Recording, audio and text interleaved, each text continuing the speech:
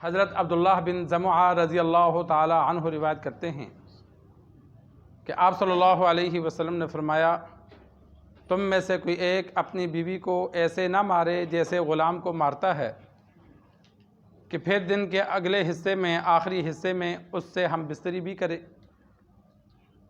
سرکار دو عالم صلی اللہ علیہ وسلم نے خامدوں کو سمجھایا کہ عورت کو کسی غلطی پر بری طرح مارنا کہ شام کو پیار کرتے ہوئے شرم آئے، ایسا نہ کیا جائے کہ ٹھیک ہے اگر اس سے غلطی بھی ہو گئی تو کچھ تنبیہ کی جائے، تھپڑ لگا دیا، برا بلا کہہ دیا۔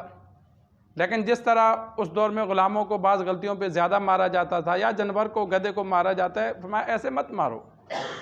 بعض دیہاتی لوگ ہوتے ہیں وہ بڑا ڈنڈا لے کر بہت مارتے ہیں، سرکار دو عالم صلی اللہ علیہ وسلم نے سخت مار سے منع کیا۔ شریعت نے، قرآن مجید نے تفصیل سے مردوں کو سمجھایا، خواتین کو سمجھایا۔ ہم دین سیکھتے نہیں۔ 5ویں پارے میں اللہ تبارک و تعالی نے 5ویں پارے کے تیسری رکوع کی پہلی آیت ہے، وہاں اللہ تبارک و تعالی نے فرمایا وَاللَّاتِي تَخَافُونَ نُشُوزَهُنَّ فَعِظُوهُنَّ وَاهْجُرُوهُنَّ فِي الْمَضَاجِعِ وَاضْرِبُوهُنَّ۔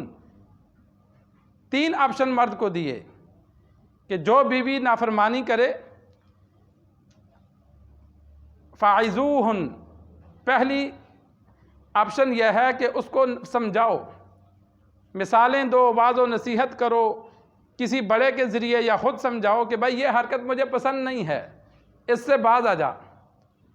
اگر وہ پھر بھی نہ مانے، وَاهْجُرُوهُنَّ فِي الْمَضَاجِعِ، دوسرا آپشن یہ دیا کہ مرد ناراضگی کا اظہار کرے، بیوی سے الگ رہے، ناراض ہو جائے۔ اگر سمجھنے والی ہوگی تو ناراضگی سے باز آ جائے گی، اور فرمایا پھر بھی باز نہ آئے تو وَاضْرِبُوهُنَّ، اب اس کو مارو کہ اگر تو یہ غلطی کرے گی، باز نہیں آئے گی تو میں ماروں گا، پھر اسے لگاؤ۔ اور اللہ نے فرمایا فَإِنْ أَطَعْنَكُمْ فَلَا تَبْغُوا عَلَيْهِنَّ سَبِيلًا، اگر وہ تمہاری بات مان لیں تو پھر ان پر بہانے تلاش مت کرو کہ اگر بیویاں بات مان لیتی ہیں، تنگ نہیں کرتی، تو بلا وجہ بہانہ ڈھونڈ کر ان کو تنگ کرنا، مارنا، برا بلا کہنا یہ مناسب نہیں ہے۔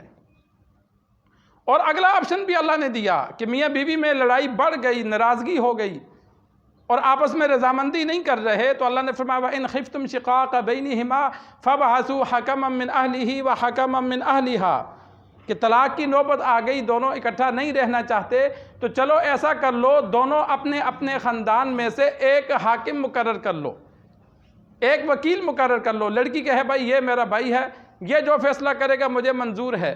لڑکا بھی اپنے بھائیوں میں سے، رشتہ داروں میں سے کسی ایک کو اپنا اختیار دے کہ یہ جو فیصلہ کرے گا مجھے منظور ہے۔ وہ دونوں بندے دونوں کی بات سنیں، لڑکی کی بھی بات سنیں، لڑکے کی بھی بات سنیں، دیکھیں ان میں سے غلطی کس کی ہے۔ اور اللہ نے فرمایا إِن يُرِيدَا إِصْلَاحًا يُوَفِّقِ اللَّهُ بَيْنَهُمَا، ان دونوں بندوں کو رب نے نصیحت کی کہ تم کوشش کرنا دونوں کے ملاپ کی، طلاق کی نہ کرنا۔ جو 2 حاکم بنیں گے، رب نے ان کو بھی نصیحت کی کہ اگر وہ اصلاح کی کوشش کریں گے تو اللہ میاں بیوی کو آپس میں ملا دے گا، کہ جو ان کی نفرتیں ہیں، جو ان کی لڑائیاں ہیں، اللہ ان کو ختم کر دے گا۔ کہ کوشش ان کی بھی یہی ہونی چاہیے کہ کسی طرح سے یہ جوڑا آپس میں بس جائے۔ مرد کو سمجھائیں، عورت کو سمجھائیں کہ بھائی ایک موقع اور ہمارے ہاں کیا ہوتا ہے، ادھر سے غصہ آیا، ادھر سے طلاق دے دی۔ 2 بچے ہوتے ہیں، 3 بچے ہوتے ہیں، نہ مرد کسی کام کا نہ عورت کسی کام کی، پوری عمر دونوں دیکھ کے کھاتے ہیں۔ اس کی وجہ کیا کہ ہم اپنے غصے کو کنٹرول نہیں کرتے۔ اللہ نے طلاق کی نوبت کو کتنا آخر میں لے گئے، مارنے کی اجازت دی، ناراض ہونے کی اجازت دی، سمجھانے کی اجازت دی، آخری آپشن دیا کہ ناراضگیاں بڑھ گئیں تو پھر کسی کو بھیج کر کوشش کرو صلح کی، پھر بھی نہیں ہوتی تو پھر 1 طلاق دو تاکہ دوبارہ اکٹھے ہو سکو، 2 طلاقیں دو تاکہ رجوع ہو سکے، 3 مت دو۔ لیکن ہمارا آپشن کیا ہوتا ہے، جہاں غصہ ہے تو مرد یہ سمجھتا ہے کہ میں طلاق دوں گا تو اس کا نقصان ہوگا، نقصان دونوں کا ہوتا ہے۔ اور اللہ تبارک و تعالی نے 5ویں پارے میں یا 6 پارے کے آخری رکوع سے پہلے ہے وَإِن يَتَفَرَّقَا يُغْنِ اللَّهُ كُلًّا مِّن سَعَتِهِ، رب نے وعدہ کیا کہ اگر خدا نہ کرے جدائی ہو جائے، وَإِن يَتَفَرَّقَا، میاں بیوی کو طلاق ہو جاتی ہے، يُغْنِ اللَّهُ كُلًّا مِّن سَعَتِهِ، اللہ ہر ایک کو اپنے فضل سے اس کا گزارا چلا لے گا۔ کہ یہ نہیں ہے کہ خاوند سے الگ ہو گئی اب یہ مر جائے گی، یا خاوند سے عورت چھوڑ کے چلی گئی، طلاق لے لی تو اب خاوند نہیں۔ یہاں کا واقعہ ہے، ایک بندے نے طلاق دی، 4-5 بچے تھے، اس کی بیوی کو کنوارا مرد مل گیا، خاوند کو کنواری لڑکی مل گئی۔ اللہ نے فرمایا جو طلاق دے، جدائی ہو جائے تو میں دونوں کو کافی ہوں، ایک دوسرے کی ضرورت میں ختم کر دوں گا، میں خود ان کو کافی ہوں۔ یہ نہیں ہوتا کہ میاں بیوی الگ ہوں گے تو دونوں ایک دوسرے سے مر جائیں گے، نہیں، جو بندہ الگ ہوتا ہے اللہ اس کا انتظام کر لیتا ہے۔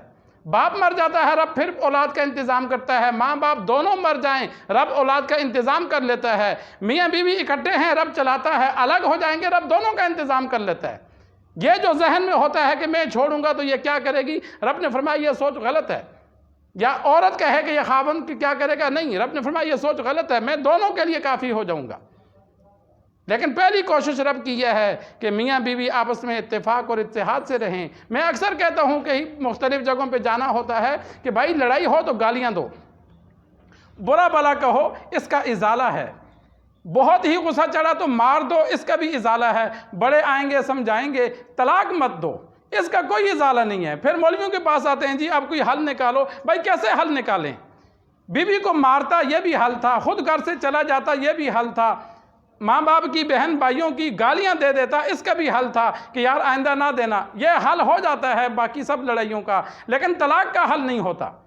تو کوشش کی جائے کہ انسان، سرکار دو عالم صلی اللہ علیہ وسلم نے خود بیویوں کو کبھی مارا نہیں، کبھی برا بھلا نہیں کہا۔ آپ صلی اللہ علیہ وسلم کے اخلاق سب سے اعلیٰ تھے۔ صحابہ میں بعض صحابہ نے بیویوں کو مارا ہے، بعضوں نے برا بھلا کہا، احادیث میں سارے واقعات ملتے ہیں۔ ایک عورت آپ صلی اللہ علیہ وسلم کے پاس آئی، خاوند کی شکایت کر رہی تھی، تو امی عائشہ رضی اللہ تعالی عنہ فرماتی ہیں چادر کی طرف اشارہ کیا کہ اس کا جسم چادر کی طرح سبز ہو چکا تھا، یعنی لاٹھیوں سے صحابی نے مارا تو جسم پہ نیل، جس طرح نیل پڑ جاتے ہیں، تو اس نے کہا پورا جسم اس کا سبز ہوا پڑا تھا، اتنا اس نے مارا تھا۔ تو بعض مارتے بھی تھے صحابہ، تو سرکار دو عالم صلی اللہ علیہ وسلم نے زیادہ مارنے سے منع فرمایا، بالکل مارنے سے منع نہیں فرمایا، اس وجہ سے کہ گھر میں لڑائی اونچ نیچ ہو جاتی ہے، بندہ غصے میں مار دیتا ہے، تو اس لیے بالکل منع نہیں فرمایا۔ اس لیے کہ غصے کو انسان قابو رکھے تو اس کا نقصان ہوتا ہے، غصہ نکال دے تو نقصان نہیں ہوتا۔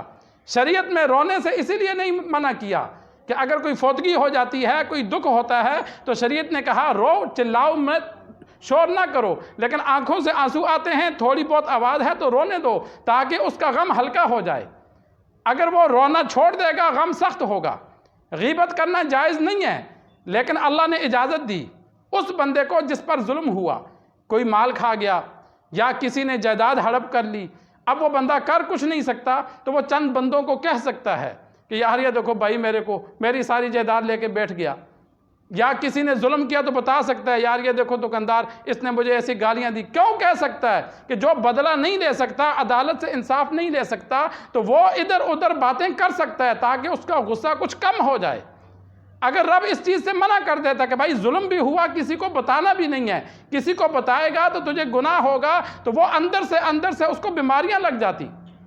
چھٹے پاری کی پہلی آیت ہے جس میں رب نے اجازت دی، لا يحب اللہ الجہر بالسوء من القول الا من ظلم، کہ برائی کسی کے سامنے بیان کرنا اللہ نے پسند نہیں کرتا، الا من ظلم، ہاں جس پر ظلم کیا گیا تو وہ برائی ادھر ادھر بیان کر سکتا ہے۔